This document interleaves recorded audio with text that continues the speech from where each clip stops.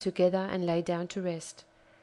During the night the Princess noticed that the pig had changed into a man.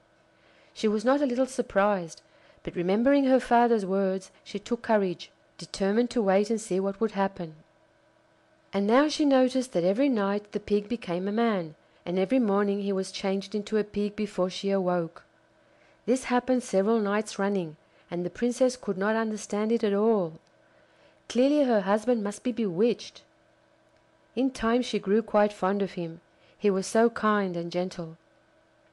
One fine day as she was sitting alone, she saw an old witch go past. She felt quite excited, as it was so long since she had seen a human being, and she called out to the old woman to come and talk to her. Among other things, the witch told her that she understood all magic arts, and that she could foretell the future, and knew the healing powers of herbs and plants.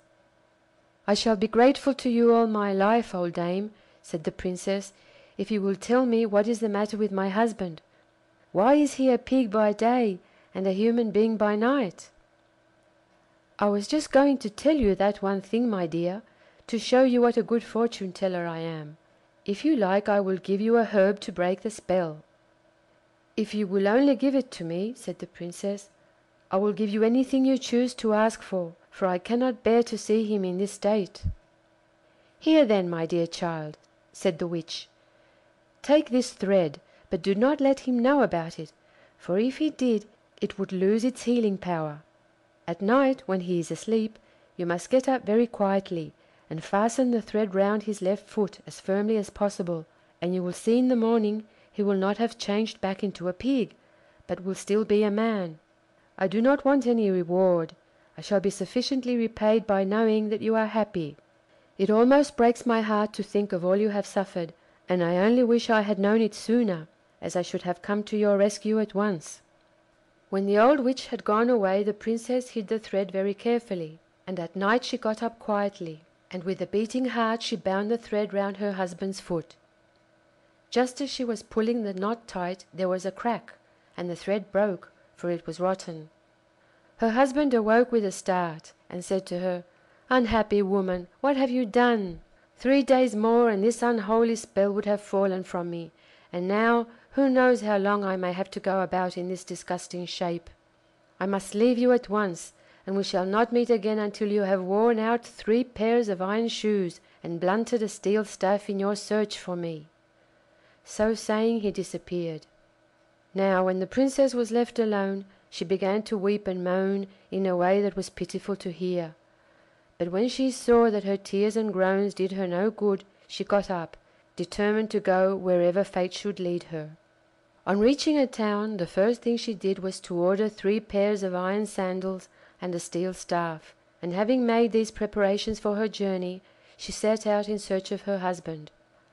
On and on she wandered over 9 seas and across 9 continents, through forests with trees whose stems were as thick as beer barrels, stumbling and knocking herself against the fallen branches, then picking herself up and going on.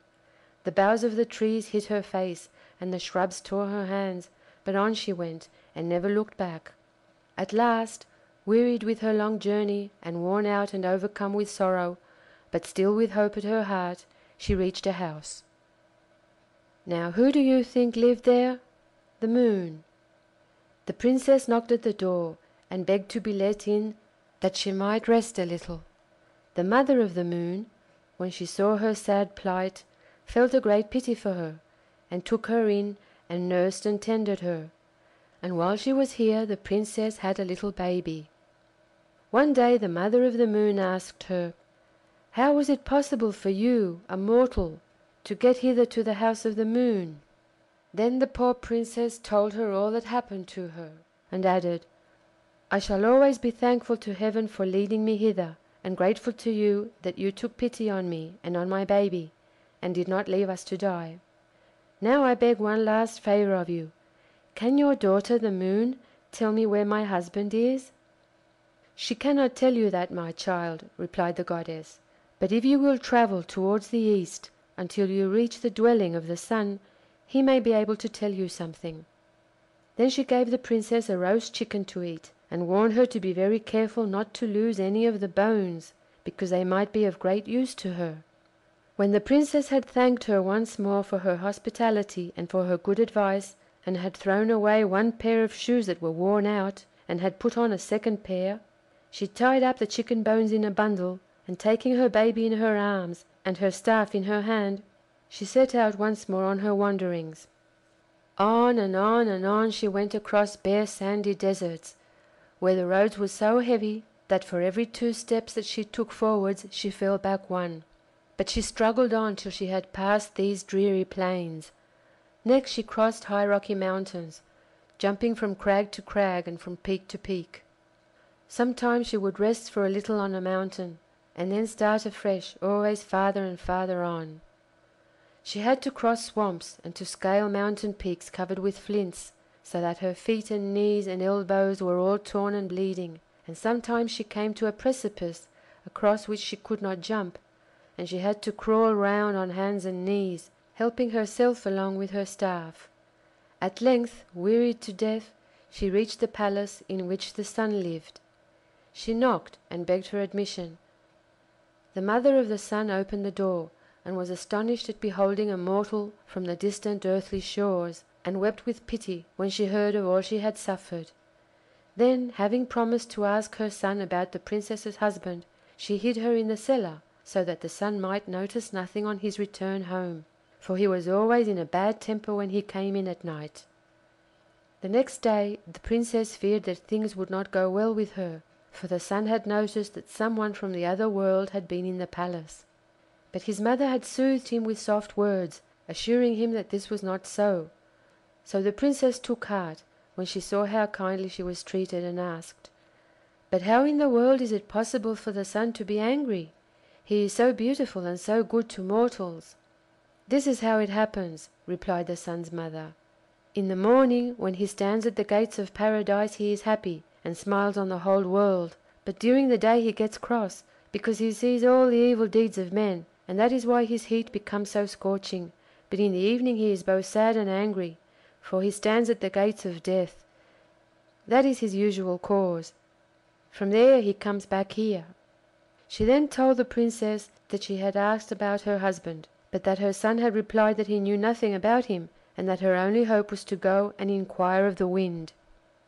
Before the Princess left, the mother of the Sun gave her a roast chicken to eat, and advised her to take great care of the bones, which she did, wrapping them up in a bundle.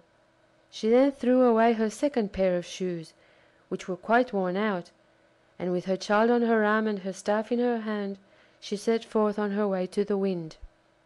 In these wanderings she met with even greater difficulties than before, for she came upon one mountain of flints after another, out of which tongues of fire would flame up. She passed through woods which had never been trodden by human foot, and had to cross fields of ice and avalanches of snow.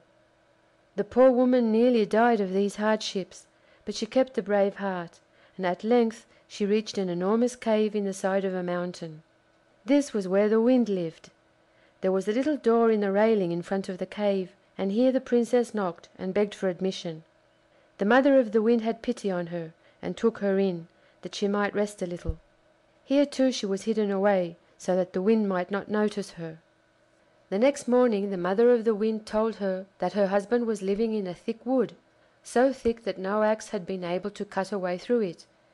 Here he had built himself a sort of house, by placing trunks of trees together and fastening them with withes, and here he lived alone, shunning humankind. After the mother of the Wind had given the Princess a chicken to eat, and had warned her to take care of the bones, she advised her to go by the Milky Way, which at night lies across the sky, and to wander on till she reached her goal. Having thanked the old woman with tears in her eyes for her hospitality and for the good news she had given her, the Princess set out on her journey, and rested neither night nor day, so great was her longing to see her husband again. On and on she walked until her last pair of shoes fell in pieces, so she threw them away and went on with bare feet, not heeding the bogs, nor the thorns that wounded her, nor the stones that bruised her. At last she reached a beautiful green meadow on the edge of a wood. Her heart was cheered by the sight of the flowers and the soft cool grass, and she sat down and rested for a little. But hearing